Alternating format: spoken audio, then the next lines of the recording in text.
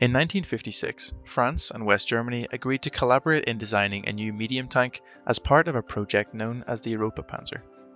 This vehicle was to be a lightly armoured but incredibly mobile main battle tank, with a weight limit set at around 30 metric tons.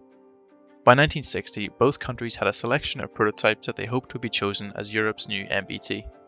However, due to radical new leadership in France and a changing political climate, the project fell apart. The German prototype would become the iconic Leopard 1, while the French design was evolved into the AMX-30. In this video, I'll take you through all the things that made the AMX-30 so special and has kept it in service for almost 60 years. Unfortunately, as usual, before we can talk about tanks, we must briefly discuss politics.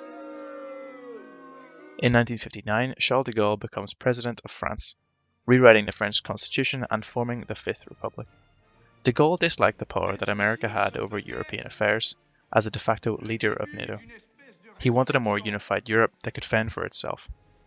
To this aim, he further improved relations with West Germany and helped create the European Economic Community, which is a precursor to the EU. De Gaulle even decided that France would no longer participate in NATO military organization and pursued France's own nuclear program, making it only the fourth nuclear power after the US, Britain, and the Soviet Union. Oddly enough, this actually will be relevant later on. De Gaulle's staunch anti-NATO policies put significant strain on the ongoing Europa Panzer project. NATO had begun to standardize their military hardware, leaning heavily on American equipment. France wanted to use its own 105mm gun for the Europa Panzer, but to their annoyance, Germany had already purchased the new NATO standard L7. By 1963, it was clear that it would be better for each nation to pursue their own design, and Germany formally withdrew from the project. The French Europa Panzer prototypes would now be known as the AMX-30. AMX is an abbreviation for Atelier de Construction d'Issy les Moulineaux, the workshop that built them, and 30 was the intended weight of the vehicle in metric tons. The 30-ton weight limit must have been at least a little flexible, as the actual pre-production prototypes of the AMX-30 weighed about 32.5 tons, which is still incredibly light. But for a tank so light, how did they manage to keep it protected? The simple answer is they didn't. The thinking at the time, both in France and in Germany, was that the amount of steel required to adequately protect the tank against heat warheads would make the vehicle extremely slow, essentially making all tanks heavy tanks. Instead, the Europa Panzers would use speed as their armour, relying on their manoeuvrability and small profile to allow them to survive long enough to destroy the threat with their powerful main guns. The AMX-30, therefore, was extremely vulnerable to heat shells and anti-tank guided missiles. That being said, it was not unprotected. The frontal hull armour was 80mm, angled at 68 degrees. The upper frontal plate was only 50mm, but was angled at 76 degrees. This meant that the entire area had an effective armour thickness of around 200mm. The side and the rear armour was much weaker, at 35mm and 30mm respectively. The sleek curved turret was only marginally thicker, with its front being somewhere between 60 and 80mm thick at the mantlet, and the sides being cast at a consistent 41.5mm, with the rear offering only 30mm of protection. It might not have been able to withstand a heat shell, but the AMX-30's armour, at least frontally, could shrug off rifle, machine gun, and even relatively large caliber cannon shells, so it served its purpose. The vehicle was also fully NBC protected, with its own ventilation system. This requirement eliminated the use of oscillating turrets that AMX had grown fond of, as they were almost impossible to make airtight. I spoke briefly earlier about the French wanting to use their own gun. This is the weapon that makes the AMX-30 so unique. The Model F1 105mm cannon, or CN105F1 for short, was a typical monoblock rifled steel cannon with a magnesium thermal sleeve. What makes this gun interesting is the ammo it uses, the Obus G heat round. It had been discovered in the 1940s that firing heat shells out of rifled guns greatly diminished the effectiveness of the warhead, as it was spin stabilized. The spinning caused the shaped charge to be pulled apart as it tried to penetrate. This issue could be solved by firing out of a smoothbore gun, which didn't impart any spin, but this leads to large problems with accuracy. A spinning projectile will always fly straighter than a static one.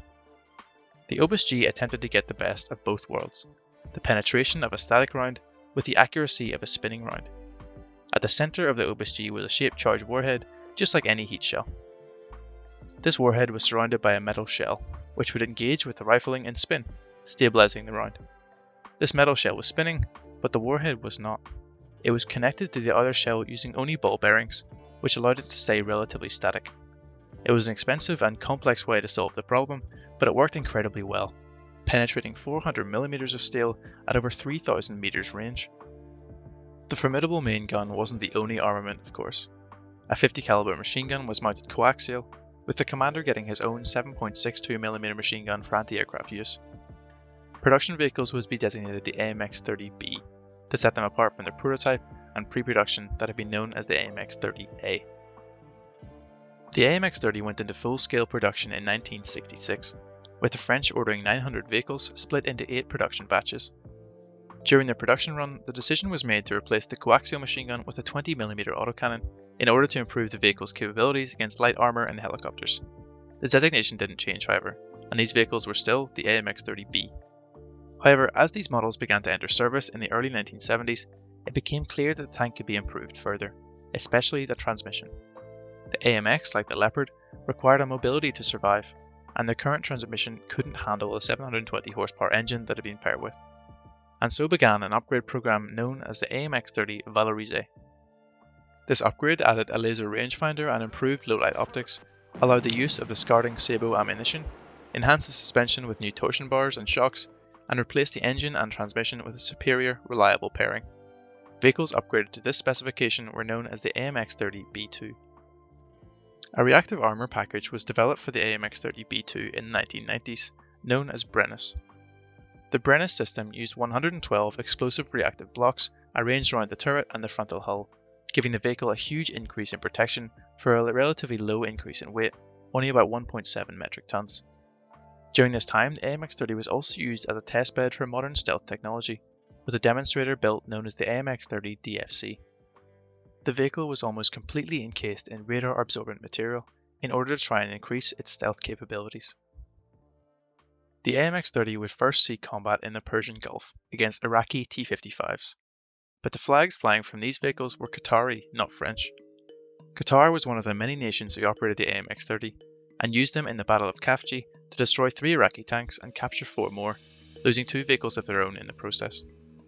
44 French AMX-30B2s would soon join their Qatari counterparts in theatre, deployed with the 6th Light Armoured Division that would participate in Operation Desert Storm as part of the Allied coalition. These vehicles were equipped with a soft-kill active protection system before this deployment to try and offset their light armour when facing Iraqi tanks and guided missiles. These tanks spearheaded the French assaults at the beginning of the operation, taking objectives Rochambeau, Chambord and White, and destroying 10 tanks, 3 BMPs, 15 trucks and 5 mortar systems in the process. 6 unupgraded AMX-30s were also deployed in Desert Storm, but were fitted with ex-Soviet mine rollers that had been taken from old East German stockpiles. These vehicles were known as the AMX-30 Dumont. These demining vehicles were just one of the many AMX-30 variants. The AMX-30B was the main battle tank we all know and love.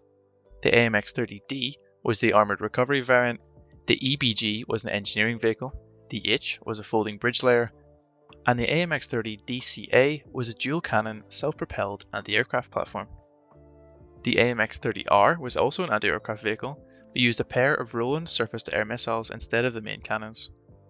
AMX-30 Accra was an attempt to adapt the vehicle to fire anti-tank guided missiles from the main gun in a very similar fashion to the M551 Sheridan. The AMX-30 AUF-1 was a self-propelled artillery piece, mounting a massive 155mm cannon in a huge square turret, but this was nowhere near the most powerful variant of the vehicle.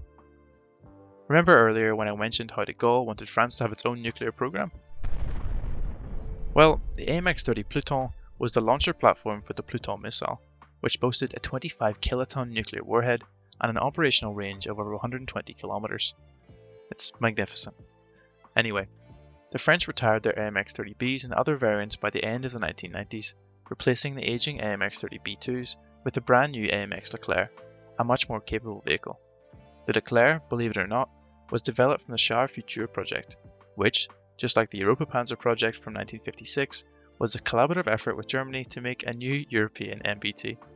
This project also fell apart due to fundamental disagreements between the two nations, leading them to pursue their own designs. A funny example of how history can repeat itself sometimes. As always, thank you so much for watching. I really can't thank you guys enough for the support I've been getting recently on the channel, The response I got from that last video was insane. So feel free to leave any suggestions or feedback. If you did enjoy this video, drop a like down below, or even subscribe if you want to see some more content from me. I'm hoping to release a new video every other Friday around 2 PM GMT.